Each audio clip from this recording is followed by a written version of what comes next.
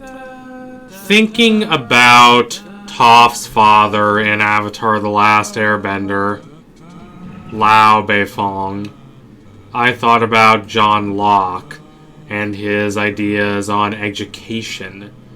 Though Locke is best known nowadays as a political philosopher, this is not what he was best known as during his time. He was not this grand political figure to either valorize or heavily critique. He was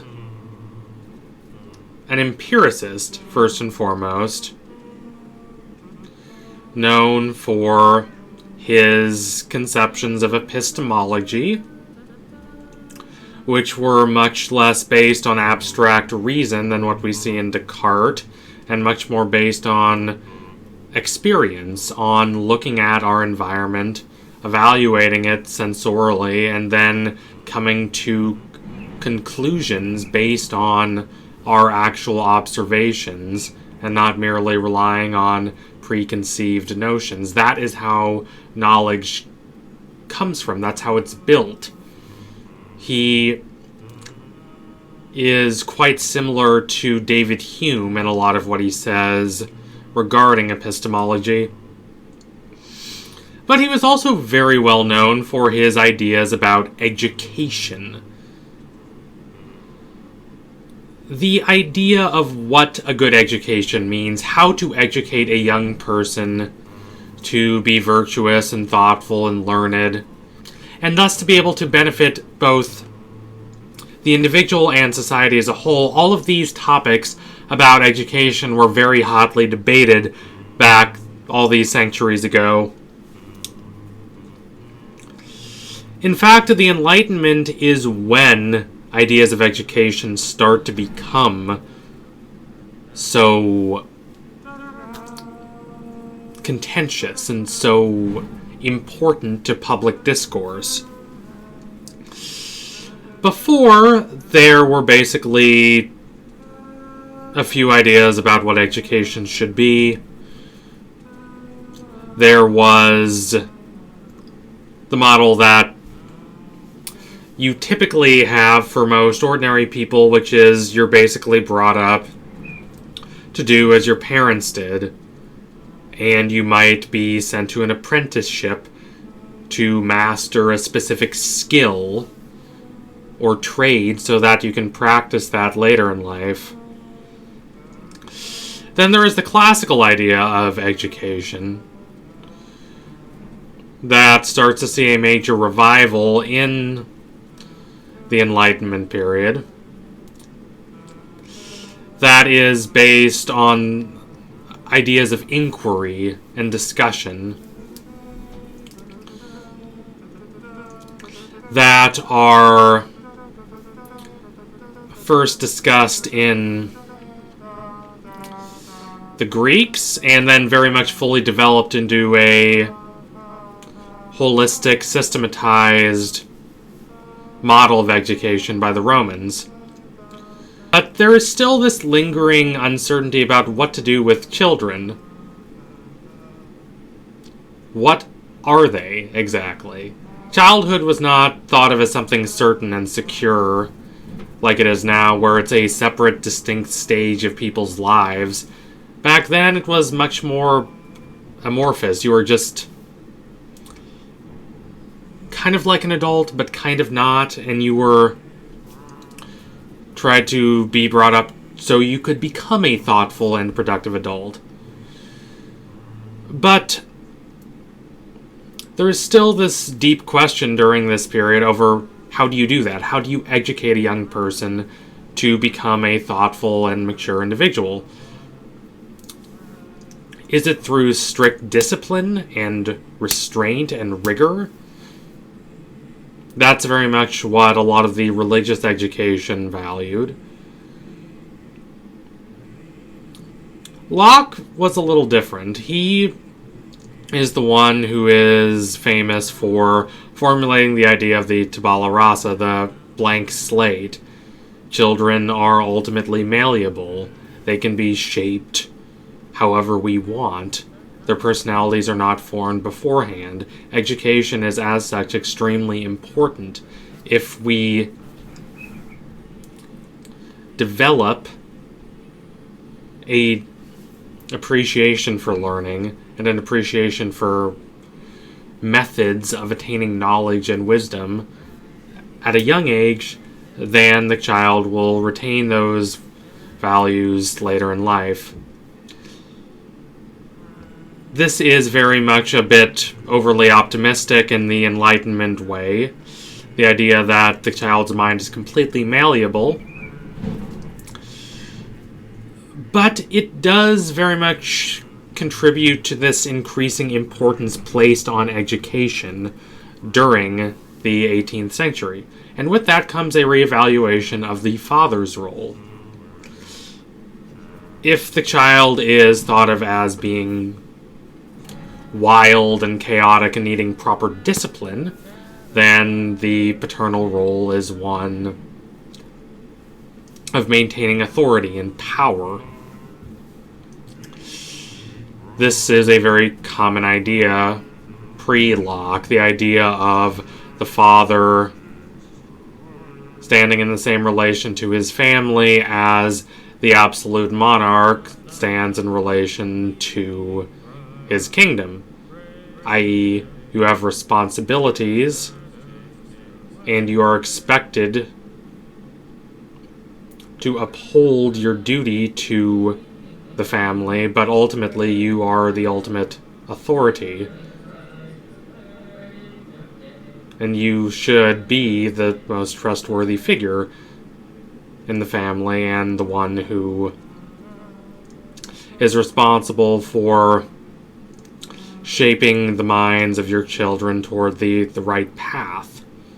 This is, of course, sexist and patriarchal and blah blah blah, but it's important to note that the revision that Locke's ideas fundamentally make to this role. For Locke, the father's authority is not absolute. It is limited. It is limited within the bounds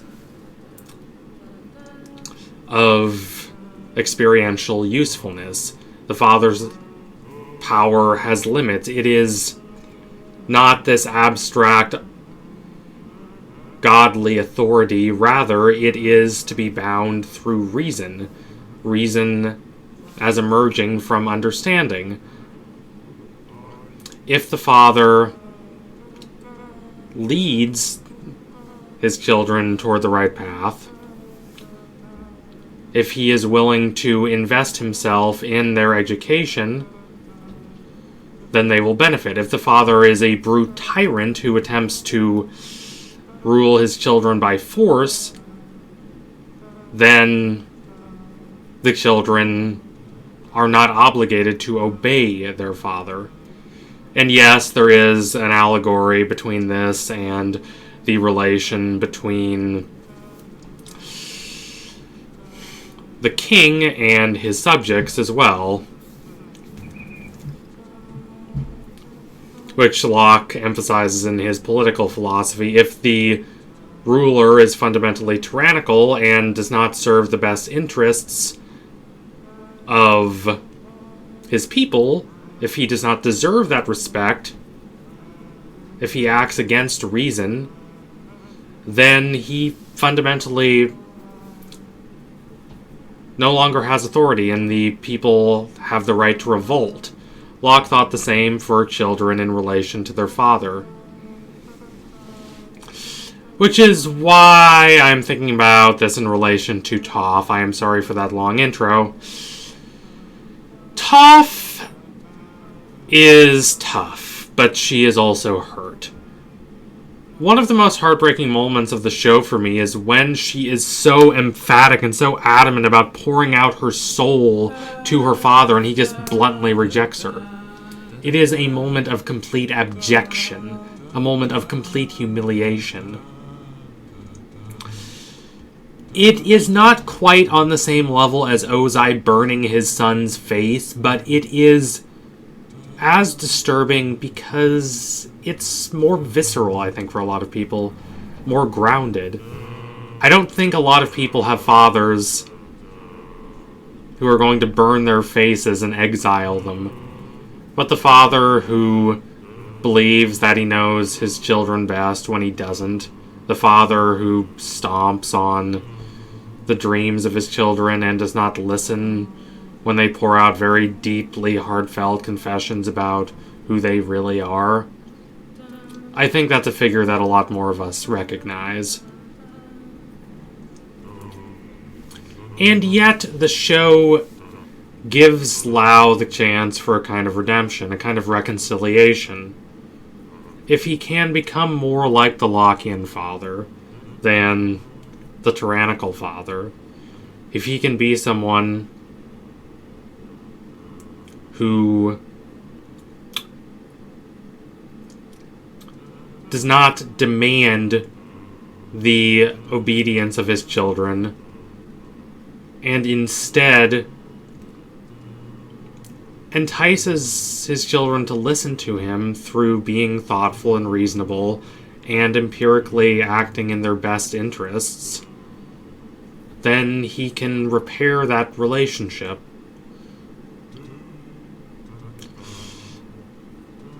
And that is what happens in the comics that take place after the end of Avatar: The Last Airbender.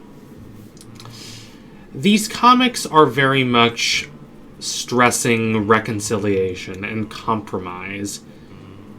They resemble, in that regard, Korra much more than they do the original Avatar. As a Korra fan, I approve of this. I have nothing against Avatar, it's a great show, but ultimately, the goal is simple. You have to defeat the Fire Lord, you have to end the war. But what happens after that?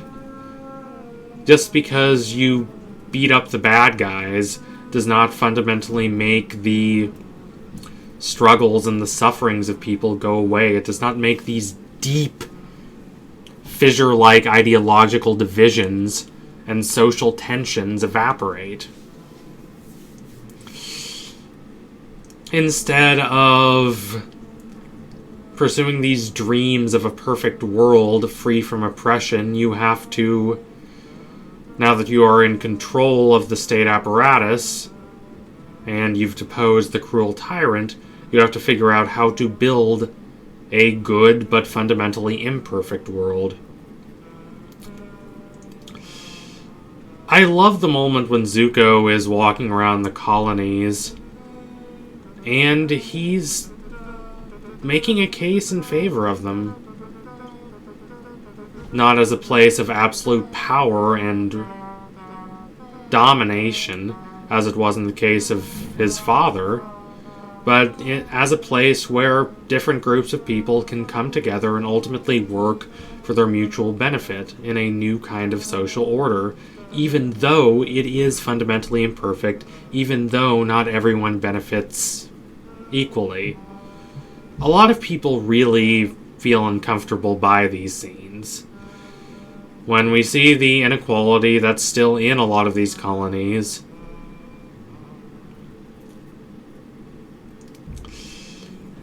and to a certain extent that uncomfortability is intentional.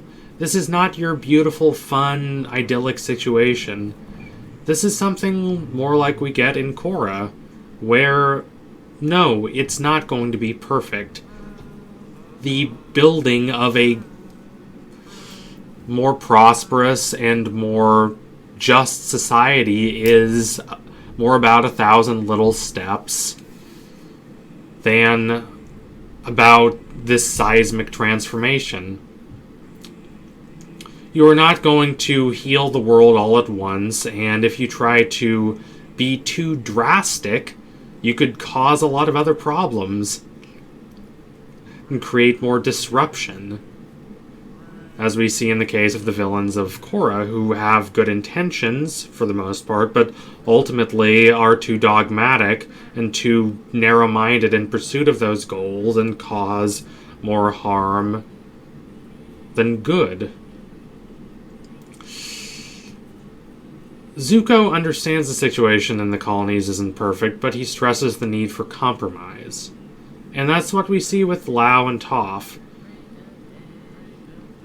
I'm not always certain I want Toph to forgive her father after what he did to her for so many years. And yet, it's an imperfect compromise, ultimately, that works out better for each of them. I don't think that this is entirely a satisfying resolution, and I don't think it's entirely meant to be. Rebuilding a relationship of any kind, especially one that's been so badly damaged, takes time. Toph is not going to automatically be so happy with her father, and he's not automatically going to embrace her fully. But he accepts her. He understands her now.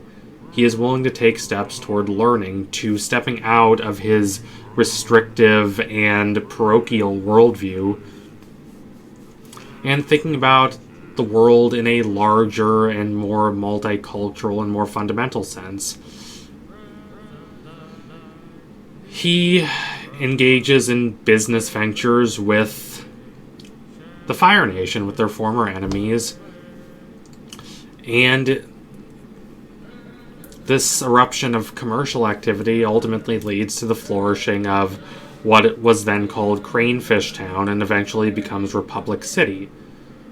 It's a place for different groups of people. It's a place for abandoning this narrow, dogmatic, parochial worldview and ultimately accepting a more expansive view that's filled with different kinds of people with different ideas and different values. No, it's not perfect. And yes, it inevitably has problems. Some problems that are inevitable to a lot of different kinds of places, and some problems that are distinct to the kind of multicultural, multi-ethnic society that they're trying to build. But that's worth it. Compromise and sacrifice are ultimately worthwhile. In both business and in his personal life, Lao Beifong benefits from becoming more of a Lockean, for not being so parochial, not being so insular, and instead becoming more accepting of his daughter and more accepting of the whole process of reasoning based on observation, based on empirical analysis, not based on preconceived abstractions about what is good or just. Instead, he learns to really look at the situation as it materially is and see that he might be wrong and something might be beneficial to him that he had never thought of before. That's what happens with Earth and Fire Industries, and that's what happens with his bond with Toph. It's imperfect, but it's worth it. So thank you all for watching. If you liked what you saw today, don't forget to like, comment, and subscribe. Donate to my Patreon if you can, and you want to see more videos like this. Keep watching Avatar. It's a brilliant show. Thank you all again. Tune in soon for my next analysis. Adios, comrades.